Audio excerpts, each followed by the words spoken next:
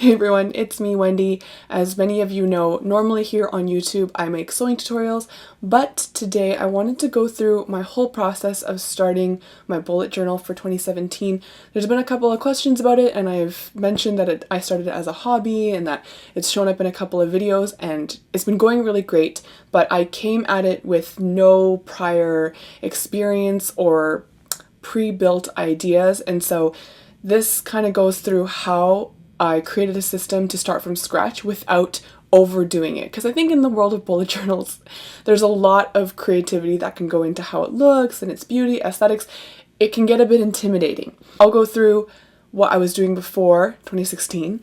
I'll go through what I'm doing now and how it's morphed into a system that I really like. And hopefully if you've been thinking about doing a bullet journal, you'll see how you could go about it without being like, I need to do beautiful calligraphy from the get-go. No, you don't have to. It's gonna be okay. Let's get into this! So one that I used every day, I had a Moleskine. This is the standard 5x8 black leather. I would put my daily prayer, reflection, any thoughts that I had, truly like a daily diary. Then I had a planner for every single day. I mean, this planner is so pretty, but planners have a specific grid that they believe is most effective for you. If it just so happens to not click with you, it's not going to work.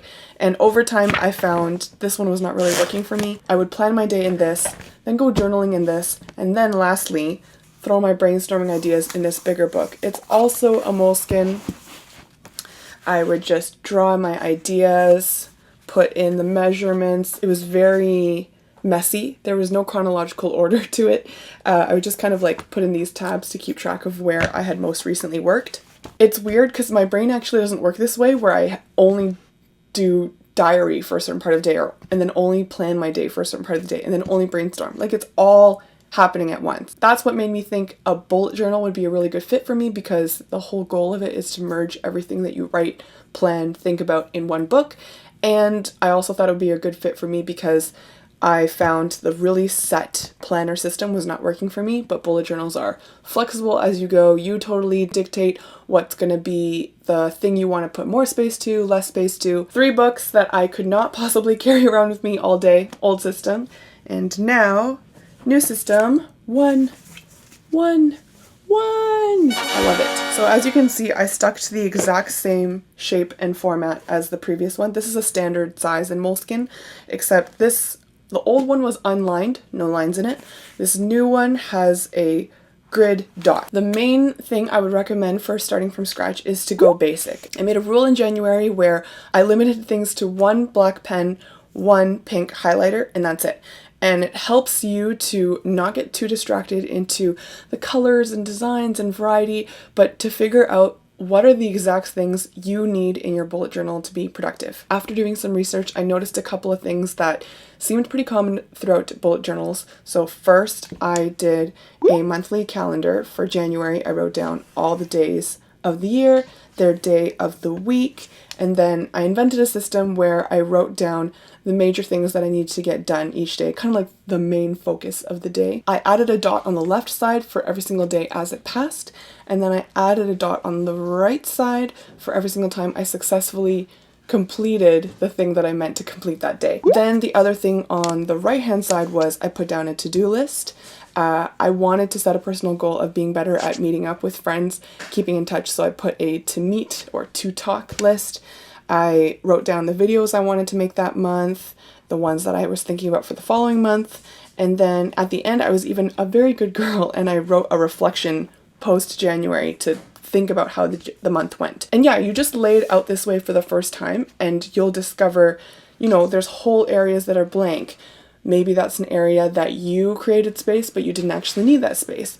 Then there could be areas that are super jam-packed, and maybe what it means is you should have left more space for that. Then I went straight into every single day for January, so I might write down what happened at church service, what I was personally thinking about for my diary. I made a timeline for every single day, and I still followed that dot thing where I put a dot on the left for every hour that passed, and a dot on the right for every time I completed the thing I meant to complete in that hour. It was really helpful as a reality check. If you're not sure of how much you can get done in a day, it's so helpful to set the goal and then measure whether or not you reach it. And if you consistently don't reach it, it means you're too optimistic about your goals, which is my problem. I'm too optimistic about my goals. But through this, I can feel myself adjusting to be a bit better at managing my time, which is amazing because I think my whole life I've struggled with being good with my time. I started to also figure out how to storyboard in my bullet journal for my videos, and over time too. This is super packed. I figured out ways to give it more space to clear out my thoughts. February, I got my new kit for markers and pens. I was so excited. So I kind of went all out on it. I was just like, you know what, Wendy, use whatever colors you want and you'll figure out what works for you. I wrote the month across, went once again with the dates, the day of the month, and I added a goal tracker, which I've noticed on a lot of bullet journals. Things like drinking water, working out, getting enough sleep. There's all sorts of personal goals that you know are good for your health or good for your personal development. Pick a couple you really want to focus on that month and write them down here to test out how it is that you like to track your goals. That actually helped a lot to fill out this section when in January it was kind of empty. I wrote down how many of every single one I wanted to get done that month, and I was gonna total it up and whatnot, but I really found over the month of February that this was not working for me. I was getting like all over the place with the colors, as you can see. It was not the best, so I knew I wanted to refine it a bit for March. Then I left tons of space for a very action-packed to do, success. Left tons of space for people I wanted to talk to, also success. And the videos I wanted to do that month, videos I wanted to do next month, also went really well. And then you can develop your own legend for how you want to cross things out. I kind of do 1/, which means I'm starting on it, and then 2 slashes means it's done. If there's a horizontal slash, it means I had to move it to the next month. And if there's a vertical slash, it means I stopped it.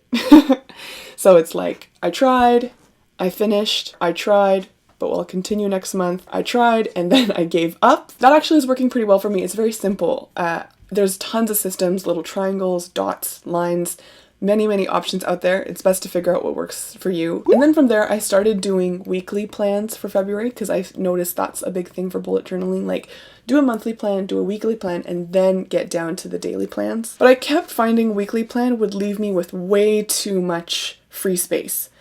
So I think I'm abandoning this for March. It's not something that I really need to stay organized. This was my first time trying out a revised storyboarding, video editing, preparing type of system. I would write the title of the project. I would use the dotted line design that I got from Fashionary to sketch out the thing that I wanted to make. Then I would write down different measurements, the fabric I used, and then the steps from there. Once I had the steps, I translated over to which shots I wanted to take, and as I got each shot done, I would highlight it to show it was done. Then I put in like key learnings, what I wanted to shoot for how I filmed it. There's empty space here. The storyboard didn't get used. So these kind of things should only be added in the future if I really need them. Since right now it is March, this is my most refined level of this bullet journal right now, and I am really starting to feel like I have a good hang of how I operate. So for March, I went once again with the days of the month and their day of the week, but this time I spread it out in a totally different order where I started from 1 at this point on the page and went up to 31 here. That left me room here to write out my goals, and to help me know whether or not I was on track, I devised a system where I draw a dot for every day I complete it, and then the number 5, and then the number 10, and the number 15 for every time I reach like a multiple of 5. And this pink line is my score out of 10 for how well I was able to reach the things that I set for it. So for example, whenever it's up here in the 10 range, that means my expectation versus reality spot on. But whenever it's really low, like over here, it means I thought I was going to get all this stuff done. In reality, I got this much done. So that's when I need a reality check. And then from there, started going into the daily timeline to do.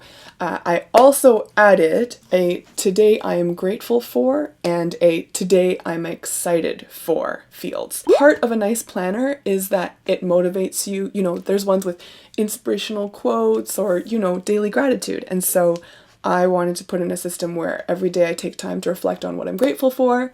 Every day I take time to reflect on what I'm excited for.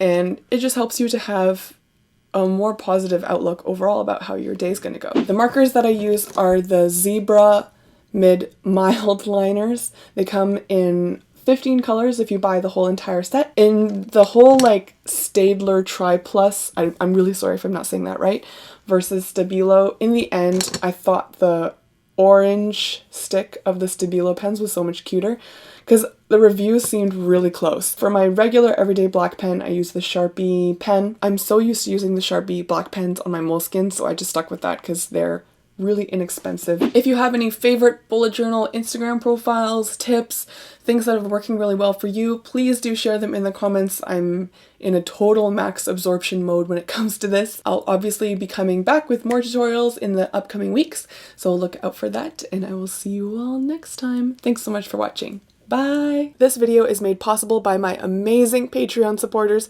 If you want to support me on Patreon, go to patreon.com/withwendy.